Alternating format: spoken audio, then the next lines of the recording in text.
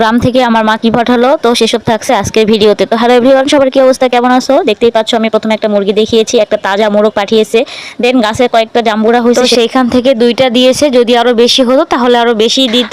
আর আমার হাজবেন্ড ওই দিক থেকেই মশলাগুলো কিনে এনেছে, যেগুলো ঢাকাতে পাওয়া যায় না। অ্যান্ড এখানে ইন্ডিয়ান মশলা সব দেখতেই পাচ্ছেন। জিরাটা 1 কেজি কিনে আনছে। অ্যান্ড এই মশলাগুলো জাস্ট উত্তরবঙ্গে পাওয়া যায়। আর এখানে কিছু চাল পাঠিয়েছে আটা বানানোর জন্য। আর এই বোতলের মধ্যে দেখতে পাচ্ছেন এটাতে করে তাল দিয়েছে। আর এখানে দেশি তাজা মাছ ছিল, ফ্রিজে রাখছিল, সেই মাছগুলোকে ওখানে পাঠিয়েছে। তো দেন ফাইনালি আমি এই জাম্বুরাকে এখন সিলতে দিয়েছি আমার জামাইয়ের কাছে। দেখেই তো মনে হচ্ছে অনেক ইয়াম্মি হবে, জাস্ট কালারটা ওয়াও, একেবারে লাল টুকটুকে।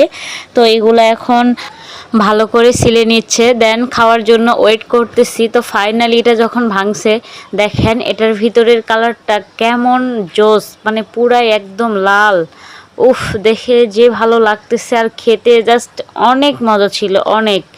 তো ফাইনালি আমরা এখানে হাতে হাতে লেগে সবাই এটাকে ছিলে, তারপরে দেখেন সবাই মিলে এটা খাচ্ছি।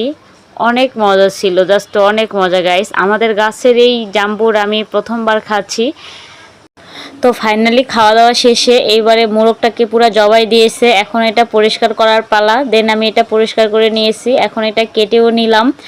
দেন এখন রান্নার প্রিপারেশন নিচ্ছি, যে এটা রান্না করব একদম আলু দিয়ে।